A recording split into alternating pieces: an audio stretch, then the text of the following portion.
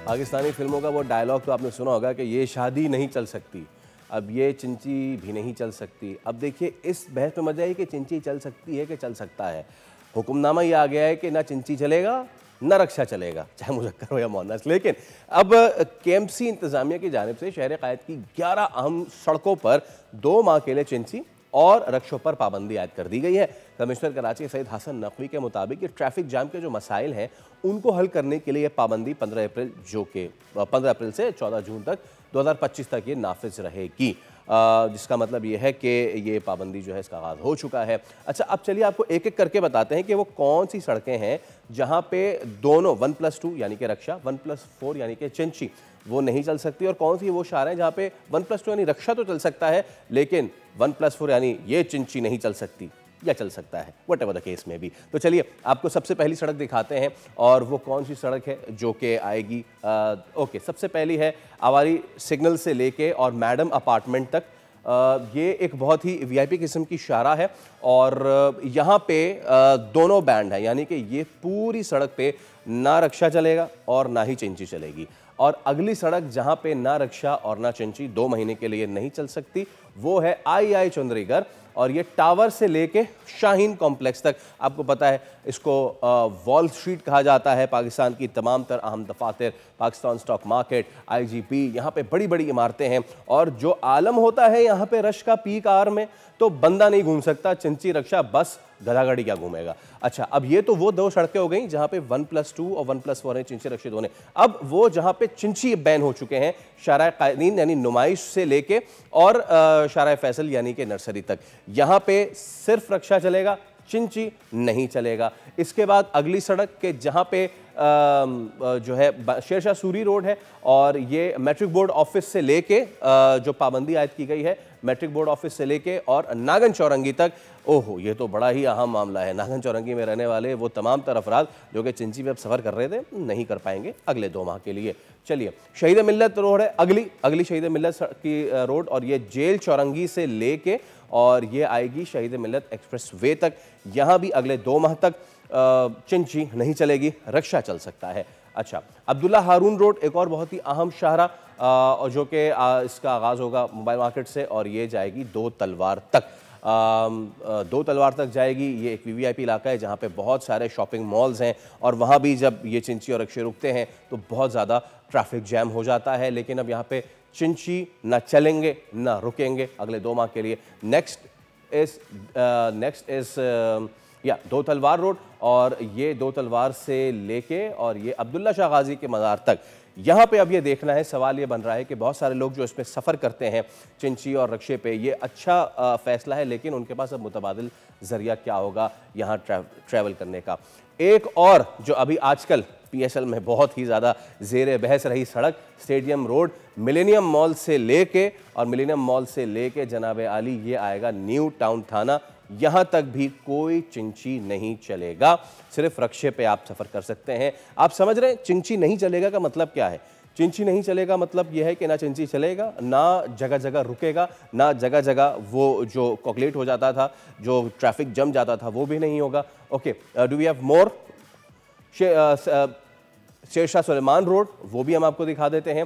Sir Shah Suleman road, और वो आगाज़ उसका होगा और इख्तिताम होगा कारसाज तक। एक और बहुत अहम शारा, बहुत से हसास दफातर यहाँ पे मौजूद है, हसास, तो यहाँ पे भी चिंची नहीं चलेगा और सिर्फ रक्षा चलेगा। और राशिद मिन्हास रोड जो है वहाँ पे भी सिर्फ रक्षे चलेंगे। सोहराब गोड से लेके और आएगा ये ड्रिग रोड तक, ये भी बहुत बड़ी पट्टी है।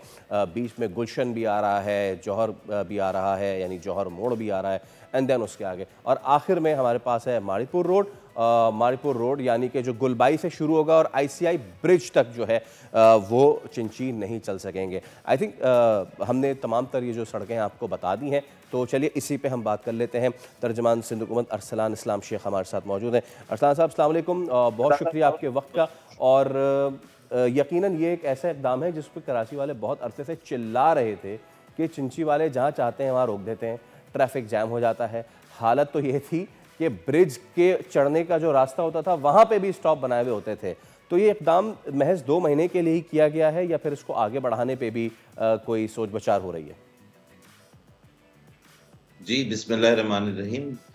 देखें, इस पूरे सिनेरियो को जो है वो हमें बैकड्रॉप में माज़ी, करंट सिचुएशन और फ्यूचर पर्सपेक्टिव से देखने की ज़रूरत है।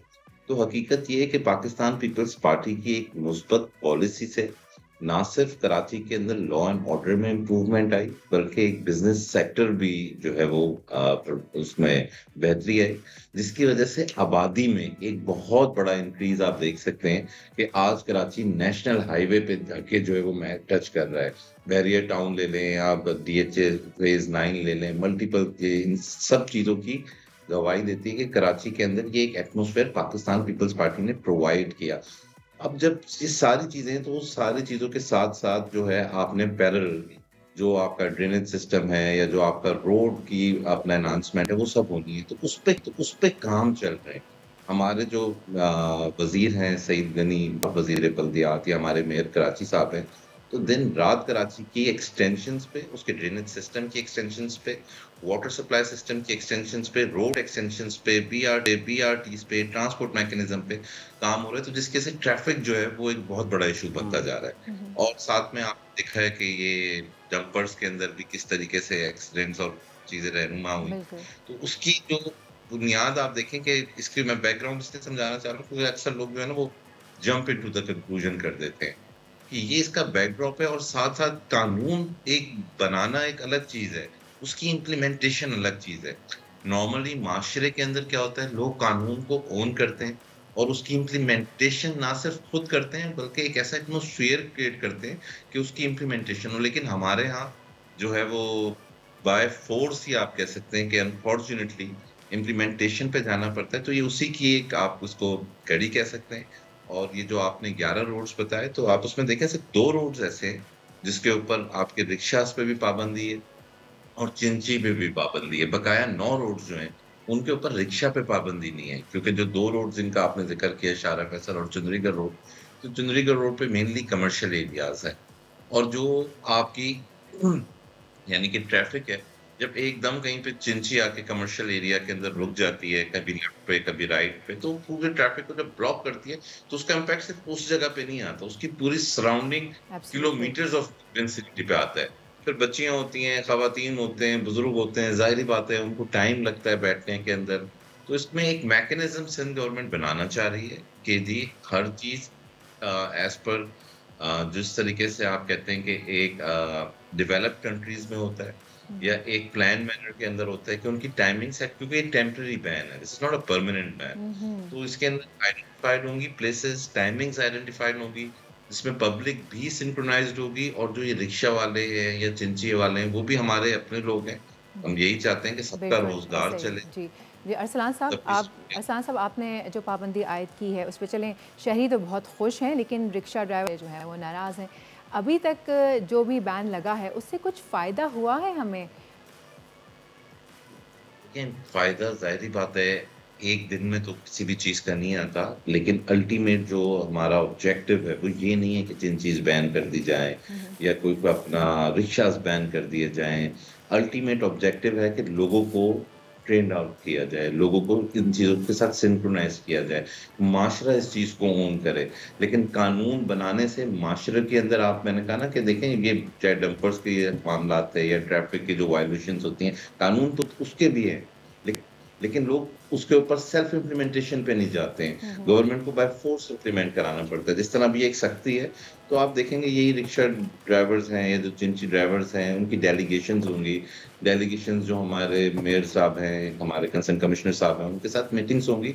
ये एक डेमोक्रेटिक प्रिंसिपल्स है जमहूरियत के अंदर कि आप बातचीत करके चीज़ों को एक मुस्बत अंदाज में पॉज़िटिवली सॉर्ट आउट करने के लिए हुँ, हुँ। जाते हैं। लेकिन इस वक़्त कराची की जो ट्रैफ़िक है, उसके लिए हम समझते हैं कि ये स्टेप ज़रूरी था, ताकि कराची की ट्रैफ़िक स्मूथ फ्लो चले।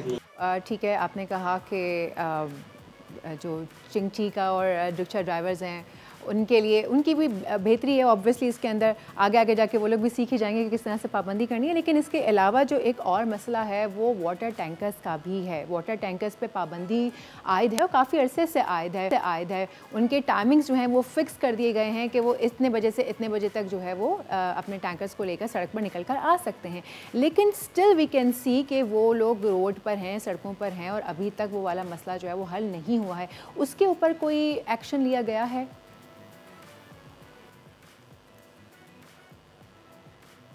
कि वाटर टैंकर्स की टाइमिंग्स की कंप्लेंट्स थी या जो इस तरीके के इंसिडेंट्स आ रहे हैं, तो ये सारे इंडिकेटर्स होते हैं कि जब उसका वो, लेकिन हमारे यहाँ होता ये है कि बल्कि शायद पूरी दुनिया में ऐसा होता है कि जब एक नेगेटिव इंसिडेंट होता है तो वो तो बड़ा जल्दी हाईलाइट होता है, बहुत जल्दी रिपोर्ट होता है, लेकिन जो पॉजिटिव एस्पेक्ट्स होते हैं वो इतनी जल्दी हाईलाइट नहीं होते हैं। लेकिन जनरली लोग जो है उसको अप्रिशिएट कर रहे होते हैं, उसके जो असरात होते हैं लोग उसको फील कर रहे होते हैं और पब्लिक सेंटिमेंट जो है उसके अकॉर्डिंगली मूव आउट कर रहा होता है, तो बिल्कुल इसके मुस्बत वो आए।